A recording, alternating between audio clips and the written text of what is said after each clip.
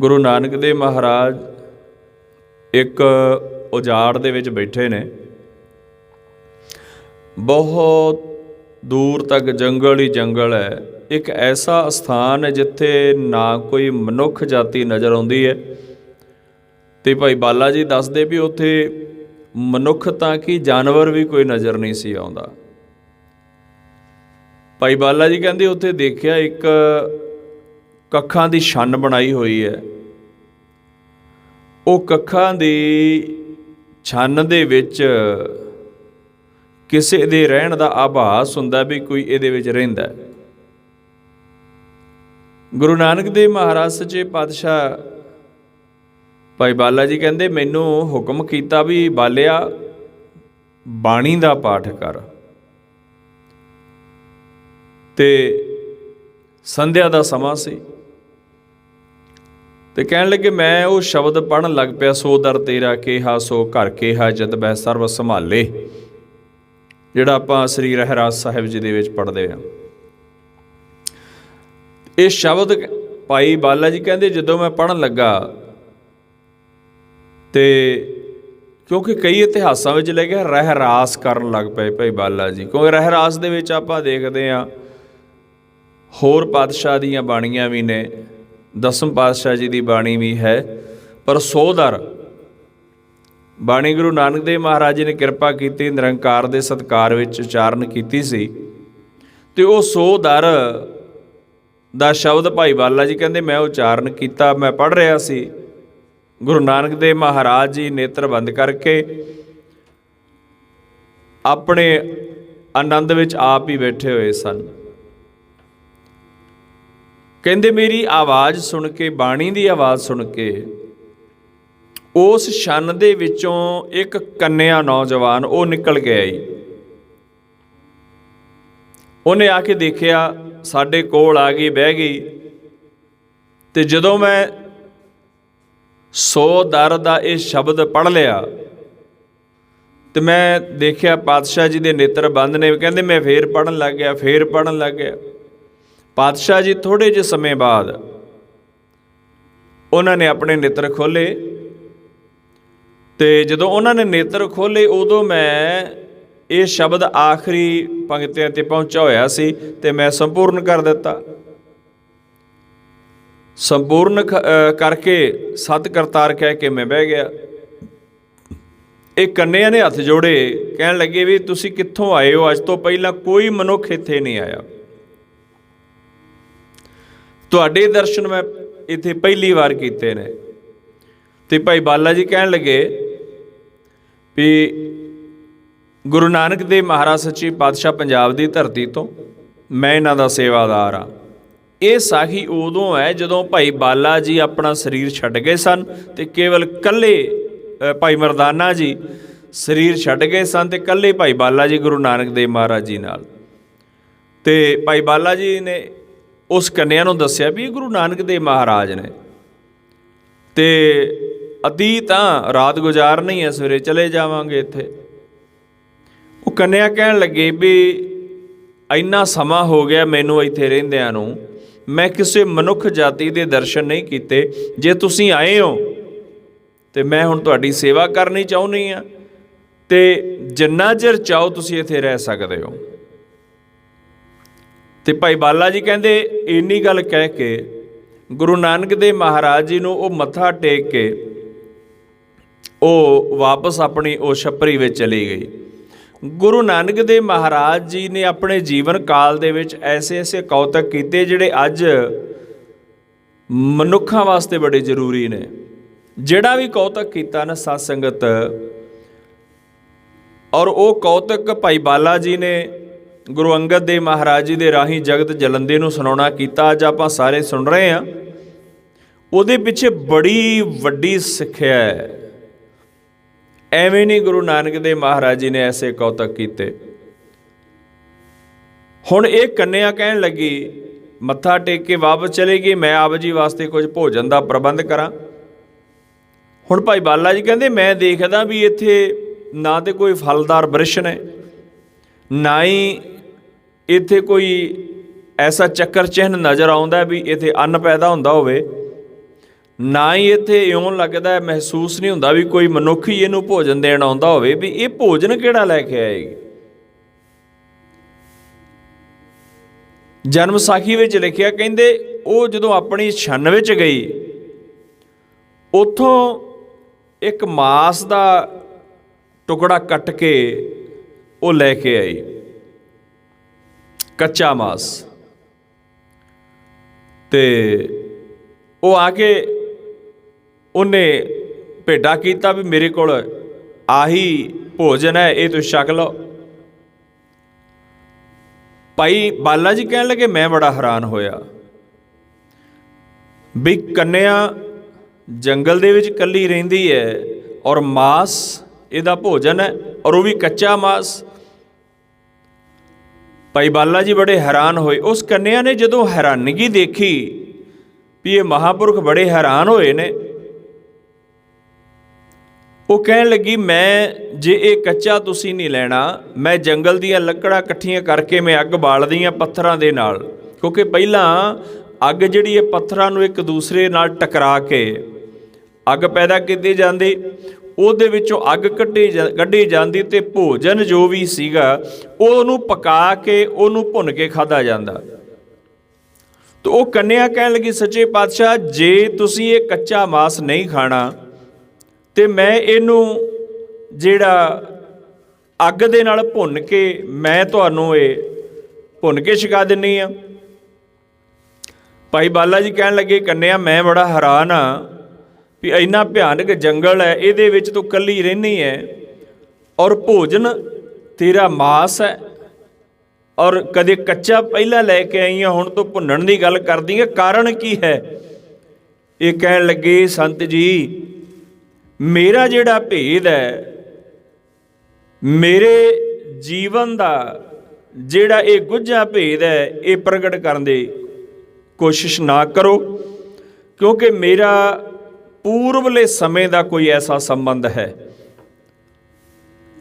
ਭਾਈ ਬਾਲਾ ਜੀ ਕਹਿਣ ਲੱਗੇ, ਮੈਂ ਉਹਨੂੰ ਕਿਹਾ, ਨਹੀਂ ਮੈਨੂੰ ਆਪਣਾ ਭੇਦ ਦੱਸ, ਇਹ ਮਾਸ ਕਿਹੜੇ ਜਾਨਵਰ ਦਾ ਹੈ, ਕਿਸ ਦਾ ਮਾਸ ਹੈ? ਔਰ ਇਉਂ ਲੱਗਦਾ ਜਿਵੇਂ ਮਾਸ ਤੇਰਾ ਇਹ ਤਾਜ਼ਾ ਹੈ, ਔਰ ਇੱਥੇ ਕੋਈ ਜਾਨਵਰ ਵੀ ਨਹੀਂ ਹੈ, ਇੱਥੇ ਤਾਂ ਮਨੁੱਖ ਵੀ ਕੋਈ ਨਹੀਂ, ਜੰਗਲ ਹੈ ਬੇਸ਼ੱਕ, ਤੇ ਨੇੜੇ ਤੇੜੇ ਕੋਈ ਜਾਨਵਰ ਵੀ ਨਜ਼ਰ ਨਹੀਂ ਆਉਂਦਾ। ਤਾਂ ਕੰਨਿਆ ਕਹਿਣ ਲੱਗੀ, ਚੱਲ ਮੇਰੀ ਛੰਨ ਵਿੱਚ ਮੈਂ ਤੈਨੂੰ ਦਿਖਾਉਣੀ ਆ। ਹੁਣ ਉਹ ਕੰਨਿਆ ਭਾਈ ਬਾਲੇ ਨੂੰ ਉਸ ਛੰਨ ਦੇ ਵਿੱਚ ਲੈ ਗਈ, ਤੇ ਜਦੋਂ ਛੰਨ ਵਿੱਚ ਜਾ ਕੇ ਦੇਖਿਆ ਭਾਈ ਬਾਲੇ ਨੇ, ਤੇ ਭਾਈ ਬਾਲਾ ਜੀ ਲਿਖਦੇ ਨੇ ਜਨਮ ਸਾਖੀ ਵਿੱਚ, ਕਹਿੰਦੇ ਮੈਂ ਦੇਖਿਆ ਉੱਥੇ ਮਨੁੱਖ ਦੀ ਇੱਕ ਮ੍ਰਿਤਕ ਦੇਹੀ ਇਹਨੇ ਉਸ ਛੰਨ ਦੇ ਵਿੱਚ ਲਮਕਾਈ ਹੋਈ ਹੈ, ਉਹਦੇ ਨਾਲੋਂ ਕੱਟ ਕੱਟ ਕੇ ਮਾਸ ਖਾ ਰਹੀ ਹੈ। ਬੜਾ ਹੈਰਾਨ ਹੋਇਆ ਭਾਈ ਬਾਲਾ ਜੀ। ਗੁਰੂ ਨਾਨਕ ਦੇਵ ਮਹਾਰਾਜ ਜੀ ਕੋਲ ਆ ਕੇ ਕਹਿਣ ਲੱਗਾ, ਸਤਿਗੁਰੂ ਇਹ ਤਾਂ ਬੜੀ ਚੰਡਾਲ ਪ੍ਰਵਿਰਤੀ ਦੀ ਲੜਕੀ ਹੈ, ਬਹੁਤ ਚੰਡਾਲ ਹੈ, ਇਹ ਤਾਂ ਮਨੁੱਖ ਦਾ ਮਾਸ ਖਾਂਦੀ ਹੈ, ਪਤਾ ਨਹੀਂ ਕਿੱਥੋਂ ਮਾਰ ਕੇ ਲਿਆਈ ਹੈ। ਤੇ ਗੁਰੂ ਨਾਨਕ ਦੇਵ ਮਹਾਰਾਜ ਕਹਿਣ ਲੱਗੇ, ਮਰਦਾਨਿਆ ਬਾਲਿਆ ਜੇ ਤੂੰ ਕਹਿਣਾ ਕਿੱਥੋਂ ਮਾਰ ਕੇ ਲਿਆਈਏ ਤੇ ਜਾ ਕੇ ਪੁੱਛ ਲੈ, ਆਪੇ ਤੈਨੂੰ ਦੱਸ ਦੇਗੀ।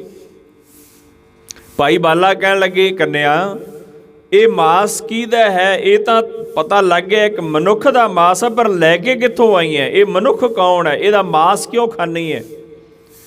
ਉਹ ਕਹਿਣ ਲੱਗੀ, ਭੇਤ ਹੈ, ਪ੍ਰਗਟ ਨਾ ਕਰੋ। ਵਾਰ-ਵਾਰ ਕਹਿਣ ਦੇ ਉੱਤੇ ਜਦੋਂ ਭਾਈ ਬਾਲਾ ਜੀ ਵਾਰ-ਵਾਰ ਕਹਿੰਦੇ ਨਹੀਂ ਮੇਰੇ ਮਾਲਕ ਦਾ ਹੁਕਮ ਹੈ, ਪਰ ਗੁਰੂ ਨਾਨਕ ਦੇਵ ਮਹਾਰਾਜ ਅੰਤਰਜਾਮੀ ਸੱਚੇ ਪਾਤਸ਼ਾਹ, ਉਹਨਾਂ ਨੂੰ ਸਭ ਪਤਾ ਸੀ, ਪਰ ਫਿਰ ਵੀ ਜਗਤ ਜਲੰਦੇ ਨੂੰ ਇੱਕ ਸਮੱਤ ਦੇਣ ਵਾਸਤੇ ਉਹਨਾਂ ਨੇ ਭਾਈ ਬਾਲੇ ਨੂੰ ਕਿਹਾ, ਨਹੀਂ ਇਹਦੇ ਕੋਲੋਂ ਇਹ ਭੇਦ ਪ੍ਰਗਟ ਕਰ। ਭਾਈ ਬਾਲਾ ਜੀ ਉਸ ਕੰਨਿਆ ਨੂੰ ਕਹਿਣ ਲੱਗੇ, ਨਹੀਂ ਤੂੰ ਦੱਸ ਇਹ ਮਾਸ ਜਿਸ ਮਨੁੱਖ ਦਾ ਤੂੰ ਖਾਣੀ ਹੈ ਕੌਣ ਹੈ? ਹੁਣ ਇਸ ਕੰਨਿਆ ਨੇ ਗੱਲ ਦੱਸੀ, ਕਹਿੰਦੀ ਮੈਂ ਇੱਕ ਸ਼ਾਹੂਕਾਰ ਦੇ ਘਰ ਪਿਛਲੇ ਜਨਮ ਦੇ ਵਿੱਚ ਮੈਂ ਪੈਦਾ ਹੋਈ, ਬਹੁਤ ਧਨ ਉਹਦੇ ਕੋਲ, ਪਰ ਫਿਰ ਵੀ ਬੜਾ ਕੰਜੂਸ, ਕਿਸੇ ਧਰਮ ਦੇ ਲੇਖੇ ਨਹੀਂ ਲਾਇਆ, ਕਿਸੇ ਸਤ ਸੰਗ ਵਿੱਚ ਨਹੀਂ ਲਾਇਆ, ਨਾ ਗਿਆ, ਤੇ ਨਾ ਹੀ ਕੋਈ ਦਸਵੰਧ ਕਿਸੇ ਚੰਗੇ ਪਾਸੇ ਲਾਇਆ। ਔਰ ਕਹਿੰਦੇ ਜਦੋਂ ਮੈਂ ਵੱਡੀ ਹੋ ਗਈ मैं ਵਿਆਹੁਣ ਦੇ ਕਾਬਲ ਹੋ ਗਈ, ਇੱਕ ਖਤਰੇਟੇ ਦੇ ਕੋਲ ਮੈਨੂੰ ਮੇਰੇ ਪਿਓ ਨੇ ਵੇਚ ਦਿੱਤਾ। ਪੈਸੇ ਲੈ ਪੈਸੇ ਲੈ ਕੇ ਜਦੋਂ ਮੈਨੂੰ ਵੇਚਿਆ, ਕਿਉਂਕਿ ਉਦੋਂ ਧਰਮ ਬੜਾ ਸੀ, ਅੱਜ ਦੀ ਤਰ੍ਹਾਂ ਕਿਉਂਕਿ ਆ ਧਰਮ ਬਹੁਤ ਅੱਜ ਫੈਲਿਆ ਹੋਇਆ। ਉਦੋਂ ਧਰਮ ਜਦੋਂ ਬਹੁਤਾ ਹੁੰਦਾ ਹੈ ਨਾ, ਉਦੋਂ ਕੋਈ ਐਸਾ ਪਾਪ ਇੱਕ ਵੀ ਹੋ ਜਾਏ ਉਹ ਬੜਾ ਵੱਡਾ ਮੰਨਿਆ ਜਾਂਦਾ। ਕਹਿੰਦੇ ਮੈਨੂੰ ਵੇਚਿਆ ਖਤਰੇਟੇ ਦੇ ਕੋਲ, ਤੇ ਮੇਰੇ ਪਿਤਾ ਚੜ੍ਹਾਈ ਕਰ ਗਿਆ। ਜਮਾ ਨੇ ਬੜੀ ਭਿਆਨਕ ਸਜ਼ਾ ਦੇ ਕੇ ਉਹਨੂੰ ਕੁੰਭੀ ਨਰਕ ਵਿੱਚ ਸਿੱਟ ਦਿੱਤਾ ਵੀ ਤੂੰ ਆਪਣੀ ਲੜਕੀ ਵੇਚਣ ਦੇ ਪੈਸੇ ਲਏ ਨੇ, ਆਪਣੀ ਕੰਨਿਆ ਨੂੰ ਵੇਚ ਦਿੱਤਾ ਹੈ। ਹੁਣ ਕਹਿੰਦੇ ਵੀ ਮੇਰਾ ਬਾਪ ਤਾਂ ਨਰਕਾਂ ਚਲਿਆ ਗਿਆ, ਮੇਰਾ ਵਿਆਹ ਉਸ ਖਤਰੇਟੇ ਨਾਲ ਹੋ ਗਿਆ, ਮੇਰੇ ਘਰ 5 ਲੜਕੇ ਪੈਦਾ ਹੋਏ ਤੇ 5 ਤੋਂ ਬਾਅਦ ਇੱਕ ਲੜਕੀ ਪੈਦਾ ਹੋਈ। ਤੇ ਜਦੋਂ ਲੜਕੀ ਪੈਦਾ ਹੋਈ, ਖਤਰੇਟਾ ਕਹਿਣ ਲੱਗਾ, ਮੇਰਾ ਪਤੀ ਕਹਿਣ ਲੱਗਾ, ਇਹ ਕੰਨਿਆ ਮੈਂ ਨਹੀਂ ਰੱਖਣੀ, ਇਹ ਕੰਨਿਆ ਮੈਂ ਨਹੀਂ ਰੱਖਣੀ, ਮੈਂ ਇਹਨੂੰ ਮਾਰ ਦੇਣਾ ਤੇ ਜਾਂ ਤੂੰ ਮਾਰ ਦੇ। ਹੁਣ ਇਹ ਕੰਨਿਆ ਕਹਿੰਦੀ ਮੈਂ ਆਪਣੇ ਪਤੀ ਨੂੰ ਬੜਾ ਸਮਝਾਇਆ ਵੀ ਮੈਂ ਵੀ ਕਿਸੇ ਦੀ ਕੰਨਿਆ ਸੀ, ਜੇ ਮੈਂ ਕੰਨਿਆ ਸੀ, ਮੇਰਾ ਤੇਰੇ ਨਾਲ ਵਿਆਹ ਹੋਇਆ, ਬੇਸ਼ੱਕ ਮੇਰੇ ਬਾਪ ਨੇ ਪੈਸੇ ਲਏ ਨੇ, ਤੇ ਜੇ ਮੈਂ ਕੰਨਿਆ ਨਾ ਹੁੰਦੀ, ਤੇਰਾ ਵਿਆਹ ਨਾ ਹੁੰਦਾ, ਤੇਰੇ ਘਰ ਆ ਪੁੱਤ ਪੈਦਾ ਨਾ ਹੁੰਦੇ। ਜੇ ਕੰਨਿਆ ਪੈਦਾ ਹੋਈ ਹੈ, ਇਹਦੇ ਨਾਲ ਸ੍ਰਿਸ਼ਟੀ ਦੀ ਰਚਨਾ ਹੈ। ਪਰ ਨਹੀਂ ਮੰਨਿਆ, ਕਹਿੰਦਾ ਆਪਣੇ ਹੱਥੀਂ ਇਸ ਕੰਨਿਆ ਨੂੰ ਮਾਰ ਦੇ। ਉਹ ਕੰਨਿਆ ਨੇ ਭਾਈ ਬਾਲੇ ਨੂੰ ਇਹ ਗੱਲ ਦੱਸੀ, ਕਹਿੰਦੀ ਮੈਂ ਆਪਣੇ ਪਤੀ ਦੇ ਕਹੇ ਅਨੁਸਾਰ ਉਹਦੀਆਂ ਗੱਲਾਂ ਵਿੱਚ ਆ ਕੇ ਮੈਂ ਆਪਣੇ ਹੱਥੀਂ ਆਪਣੀ ਕੰਨਿਆ ਨੂੰ ਮਾਰ ਦਿੱਤਾ। ਕੰਨਿਆ ਨੂੰ ਮਾਰ ਕੇ ਉਹਨੂੰ ਮੈਂ ਦੱਬ ਦਿੱਤਾ ਧਰਤੀ ਦੇ ਵਿੱਚ। ਤੇ ਕਹਿੰਦੇ ਕੁਝ ਸਮਾਂ ਬੀਤਿਆ, ਮੇਰੀ ਵੀ ਮੌਤ ਹੋ ਗਈ। ਮੈਨੂੰ ਕੰਨਿਆ ਹੱਤਿਆ ਦੇ ਦੋਸ਼ ਵਿੱਚ ਕੁੰਭੀ ਨਰਕ ਮਿਲਿਆ। ਹੁਣ ਕੁੰਭੀ ਨਰਕ ਉਹਨੂੰ ਕਹਿੰਦੇ ਨੇ ਜਿਹਦਾ ਆਕਾਰ ਬੜਾ ਵੱਡਾ ਹੁੰਦਾ, ਮੂੰਹ ਬੜਾ ਛੋਟਾ ਜਿਹਾ ਹੁੰਦਾ। ਕੁੰਭ ਕਹਿੰਦੇ ਨੇ ਘੜੇ ਨੂੰ, ਘੜੇ ਦਾ ਮੂੰਹ ਬੜਾ ਛੋਟਾ ਜਿਹਾ ਹੁੰਦਾ, ਥੱਲਿਓਂ ਆਕਾਰ ਬੜਾ ਵੱਡਾ ਹੁੰਦਾ। ਜਿਹੜਾ ਕੁੰਭੀ ਨਰਕ ਹੈ ਉਹਦਾ ਆਕਾਰ ਮੂੰਹ ਤਾਂ ਘੜੇ ਕੁ ਵਰਗਾ ਹੈ, ਪਰ ਥੱਲਿਓਂ ਕਈ ਯੋਜਨ ਉਹਦਾ ਆਕਾਰ ਹੈ। ਪਤਾ ਹੀ ਨਹੀਂ ਲੱਗਦਾ ਵੀ ਬਾਹਰ ਕੀ ਕੁਛ ਹੋ ਰਿਹਾ। ਅਨੰਤ ਕਲਯੁਗ ਦੇ ਵਾਸੀ ਉੱਥੇ ਦੁੱਖ ਪਾ ਰਹੇ ਨੇ। ਕਹਿੰਦੇ ਮੈਨੂੰ ਵੀ ਉੱਥੇ ਸਿੱਟ ਦਿੱਤਾ ਜਦੋਂ ਮੇਰੀ ਮੌਤ ਹੋ ਗਈ। ਕਹਿੰਦੀ ਉਸ ਤੋਂ ਬਾਅਦ ਮੇਰੇ ਪਿਓ ਨੂੰ ਤੇ ਮੈਨੂੰ ਸੱਦਿਆ ਵੀ ਜਿੰਨਾ ਸਮਾਂ ਇਸ ਨਰਕਾਂ ਵਿੱਚ ਸੀ ਤੁਹਾਡਾ ਪੂਰਾ ਹੋਇਆ, ਪਰ ਤੁਹਾਡੇ ਪਾਪ ਕੰਨਿਆ ਹੱਤਿਆ ਤੇ ਕੰਨਿਆ ਦਾ ਮੁੱਲ ਲੈਣਾ, ਇਹ ਦੋਨੋਂ ਹੀ ਬੜੇ ਵੱਡੇ ਭਿਆਨਕ ਪਾਪ ਨੇ। ਹੁਣ ਇਹ ਪਾਪਾਂ ਦਾ ਭੋਗ ਧਰਤੀ ਤੇ ਜਾ ਕੇ ਤੁਸੀਂ ਭੋਗਣਾ, ਤਾਂ ਕਿ ਦੁਨੀਆ ਨੂੰ ਪਤਾ ਲੱਗ ਸਕੇ ਵੀ ਕੰਨਿਆਂ ਦੇ ਪੈਸੇ ਲੈਣੇ ਤੇ ਕੰਨਿਆਂ ਨੂੰ ਕਤਲ ਕਰਨਾ ਕਿੱਡਾ ਵੱਡਾ ਪਾਪ ਹੈ। ਤੇਰਾ ਸਰੀਰ ਹੋਵੇਗਾ, ਉਸ ਕੰਨਿਆਂ ਦੇ ਬਾਪ ਨੂੰ ਕਿਹਾ ਤੇਰਾ ਸਰੀਰ ਹੋਵੇਗਾ, ਬਿਲਕੁਲ ਨਿਹਚਲ ਹੋਵੇਗਾ, ਜਾਨ ਤੇਰੇ ਅੰਦਰ ਹੋਵੇਗੀ, ਪਰ ਜਿਵੇਂ ਇਸ ਕੰਨਿਆਂ ਦੇ ਪੈਸੇ ਲੈ ਕੇ ਤੂੰ ਖਾਦੇ, ਚੇਤੇ ਰੱਖੀ ਥੋੜਾ ਥੋੜਾ ਕਰਕੇ ਤੇਰਾ ਮਾਸ ਇਹ ਵੱਢ ਵੱਢ ਕੇ ਰੋਜ਼ ਖਾਇਆ ਕਰੇਗੀ। ਕਹਿੰਦੇ ਨੇ ਮੈਨੂੰ ਸਜ਼ਾ ਇਹ ਮਿਲੀ, ਮੈਂ ਆਪਣੇ ਬਾਪ ਦਾ ਮਾਸ ਖਾਧਾ, ਤੇ ਪਿਓ ਨੂੰ ਸਜ਼ਾ ਇਹ ਮਿਲੀ ਸਰੀਰ ਉਹਦਾ ਬਿਲਕੁਲ ਨਿਸ਼ਚਲ ਹੈ, ਹਿੱਲ ਨਹੀਂ ਸਕਦਾ, ਪਰ ਉਹਦੇ ਸਰੀਰ ਨਾਲੋਂ ਜਦੋਂ ਮੈਂ ਮਾਸ ਕੱਟਦੀ ਆ ਨਾ, ਬੜੀ ਭਿਆਨਕ ਦਰਦ ਦੇ ਨਾਲ ਉਹ ਕਰਲਾਉਂਦਾ ਹੈ। ਇਹ ਸਾਨੂੰ ਸਜ਼ਾ ਮਿਲੀ ਏ। ਮੈਂ ਰੋਜ਼ ਆਪਣੇ ਪਿਓ ਦਾ ਮਾਸ ਵੱਢ ਵੱਢ ਕੇ ਖਾਂਦੀ ਆ, ਮੈਂ ਕੰਨਿਆਂ ਦੀ ਹੱਤਿਆ ਕੀਤੀ ਏ, ਮੈਂ ਕੰਨਿਆਂ ਮਾਰੀ ਏ। ਅੱਜ ਦਾ ਸਮਾਂ ਸਾਧ ਸੰਗਤ ਦੇਖੋ, ਜਿਹੜੀ ਕੁੱਖ ਦੇ ਵਿੱਚ ਕੰਨਿਆਂ ਮਾਰਨੀ ਤੇ ਚਾਹੇ ਵੱਡੀ ਕਰਕੇ ਮਾਰਨੀ ਦੋਸ਼ ਬਰਾਬਰ ਹੈ। ਕਿੰਨਾ ਭਿਆਨਕ ਦੋਸ਼ ਹੈ ਕੰਨਿਆਂ ਦੀ ਹੱਤਿਆ ਦਾ, ਔਰ ਅਸੀਂ ਨਾਰਮਲੀ ਇਹ ਹੱਤਿਆ ਅੱਜ ਕਰ ਰਹੇ ਹਾਂ। ਭਾਈ ਬਾਲਾ ਜੀ ਬੜੇ ਹੈਰਾਨ ਹੋਏ, ਕਹਿਣ ਲੱਗੇ ਸੱਚੇ ਪਾਤਸ਼ਾਹ ਇਹ ਤਾਂ ਬੜੀ ਵੱਡੀ ਚੰਡਾਲਣੀ ਹੈ, ਜਿਹਨੇ ਪਿਛਲੇ ਜਨਮ ਵਿੱਚ ਵੀ ਆਪਣੀ ਕੰਨਿਆਂ ਦੀ ਹੱਤਿਆ ਕੀਤੀ ਤੇ ਅੱਜ ਆਪਣੇ ਪਿਓ ਦਾ ਮਾਸ ਖਾ ਰਹੀ ਹੈ। ਬੇਸ਼ੱਕ ਇਹਦੇ ਪਿਓ ਨੇ ਕਿਸੇ ਸਮੇਂ ਨੂੰ ਵੇਚਿਆ ਸੀ। ਤੇ ਗੁਰੂ ਨਾਨਕ ਦੇਵ ਮਹਾਰਾਜ ਨੂੰ ਭਾਈ ਬਾਲਾ ਜੀ ਕਹਿਣ ਲੱਗੇ ਸੱਚੇ ਪਾਤਸ਼ਾਹ ਜਿਨੇ ਵੀ ਤੇਰੇ ਦਰਸ਼ਨ ਕੀਤੇ ਨੇ ਉਹਦਾ ਜੀਵਨ ਬਦਲ ਗਿਆ। ਜਿਹਨੇ ਤੇਰੇ ਚਰਨਾਂ ਵਿੱਚ ਆ ਕੇ ਮਸਤਕ ਝੁਕਾਇਆ ਸੱਚੇ ਪਾਤਸ਼ਾਹ, ਉਹ ਤਾਂ ਠੱਗ ਤੋਂ ਵੀ ਸੰਤ ਬਣ ਗਿਆ, ਉਹ ਤਾਂ ਰਾਖਸ਼ ਤੋਂ ਵੀ ਸਾਧ ਬਣ ਗਿਆ। ਕੌਡੇ ਵਰਗੇ ਸੱਜਣ ਵਰਗੇ ਸਤਿਗੁਰੂ ਕਿਰਪਾ ਕਰੋ ਇਸ ਕੰਨਿਆ ਨੂੰ ਸਮਤ ਬਖਸ਼ੋ। ਵਿਚੋਲਾ ਜਿਹੜਾ ਨਾ, ਹੁਣ ਸਾਧੂ ਜਿਹੜੇ ਨੇ, ਦੇਖੋ ਮੇਰੇ ਪਾਤਸ਼ਾਹ ਬਾਣੀ ਵਿੱਚ ਬਹੁਤ ਵਾਰ ਕਿਰਪਾ ਕੀਤੀ ਏ। ਸੰਤ ਮਹਾਂਪੁਰਖਾਂ ਦੀ ਸੰਗਤ ਵਿੱਚ ਜਾ ਕੇ ਬੜੇ ਵੱਡੇ ਦੋਸ਼ ਖਤਮ ਹੋ ਜਾਂਦੇ ਨੇ, ਕਿਉਂਕਿ ਸਾਧੂ ਪਰਮੇਸ਼ਰ ਦੇ ਨਾਲ ਮਿਲਾਪ ਕਰਾ ਦਿੰਦੇ ਨੇ। ਵਿਚੋਲਾ ਤਗੜਾ ਹੋਵੇ ਰਿਸ਼ਤਾ ਸਿਰੇ ਚੜ ਜਾਂਦਾ ਹੈ। ਤੇ ਵਿਚੋਲਾ ਇਹਨੂੰ ਮਿਲ ਗਿਆ ਭਾਈ ਬਾਲਾ ਜੀ। ਹੁਣ ਭਾਈ ਬਾਲਾ ਜੀ ਵਿਚੋਲਗੀ ਕਰ ਰਹੇ ਨੇ ਗੁਰੂ ਨਾਨਕ ਦੇਵ ਮਹਾਰਾਜ ਦੇ ਵਿੱਚ ਤੇ ਉਸ ਕੰਨਿਆ ਦੇ ਵਿੱਚ। ਸੱਚੇ ਪਾਤਸ਼ਾਹ ਕਿਰਪਾ ਕਰੋ ਇਸ ਕੰਨਿਆ ਦੇ ਗੁਨਾਹ ਮਾਫ ਕਰੋ। ਇਸ ਕੰਨਿਆ ਨੇ ਤੁਹਾਡੇ ਚਰਨਾਂ ਵਿੱਚ ਆ ਕੇ ਮੱਥਾ ਟੇਕਿਆ ਏ, ਤੁਹਾਡੇ ਦਰਸ਼ਨ ਕੀਤੇ ਨੇ, ਭੋਜਨ ਦੀ ਸੇਵਾ ਕਰਨ ਦੀ ਇਹਨੇ ਕੋਸ਼ਿਸ਼ ਕੀਤੀ ਹੈ। ਬੇਸ਼ੱਕ ਇਹਦਾ ਭੋਜਨ ਮਾਸ ਸੀ, ਹੋਰ ਤਾਂ ਇਹਦੇ ਕੋਲ ਹੈ ਹੀ ਕੁਛ ਨਹੀਂ, ਤੇ ਮਾਸ ਹੀ ਲੈ ਕੇ ਹਾਜ਼ਰ ਹੋਈਏ। ਬੜੀ ਸ਼ਰਧਾ ਨਾਲ ਇਹਨੇ ਸੋਦਰ ਦਾ ਸ਼ਬਦ ਸਰਵਣ ਕੀਤਾ ਏ। ਤੇ ਕਈ ਘੜੀਆਂ ਆਪਣੇ ਕੋਲ ਬੈਠਿਆਂ ਨੂੰ ਹੋ ਗਿਆ। ਤੇ ਜੇ ਕਿਸੇ ਬ੍ਰਿਸ਼ ਨੇ, ਕਿਸੇ ਬਨਸਪਤੀ ਨੇ, ਕਿਸੇ ਮਨੁੱਖ ਜਾਤੀ ਨੇ, ਕਿਸੇ ਪਸ਼ੂ ਨੇ, ਕਿਸੇ ਪੰਛੀ ਨੇ, ਚਾਰੇ ਖਾਣੀਆਂ ਦੇ ਵਿੱਚੋਂ ਕਿਸੇ ਨੇ ਤੁਹਾਡੇ ਦਰਸ਼ਨ ਕੀਤੇ ਨੇ, ਉਹਦਾ ਜੀਵਨ ਉਧਾਰ ਹੋ ਗਿਆ। ਸੱਚੇ ਪਾਤਸ਼ਾਹ ਇਹ ਤਾਂ ਮਨੁੱਖ ਜਾਤੀ ਹੈ, ਇਹ ਕੰਨਿਆ ਹੈ, ਇਹਦੇ ਤੇ ਕਿਰਪਾ ਕਰੋ। ਤੇ ਗੁਰੂ ਨਾਨਕ ਦੇਵ ਮਹਾਰਾਜ ਕਹਿਣ ਲੱਗੇ ਬਾਲਿਆ, ਜਿਹੜਾ ਤੇਰੇ ਕੋਲ ਕਰ ਮੰਡਲ ਹੈ ਇਹਦੇ ਵਿੱਚੋਂ ਕੁਝ ਜਲ ਲੈ ਕੇ ਇਹਦੇ ਚਿਹਰੇ ਤੇ ਛਿੱਟੇ ਮਾਰ।